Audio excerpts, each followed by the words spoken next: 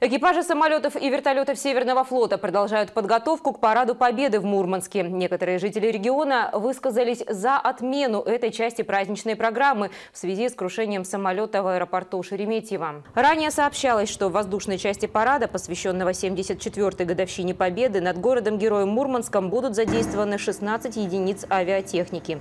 9 мая пролет авиации планируется во время митинга и возложения цветов у Вечного огня мемориала защитникам Советского Заполярья. Управлять самолетами и вертолетами доверено лучшим летчикам, чьи деды и прадеды внесли личный вклад в Великую Победу.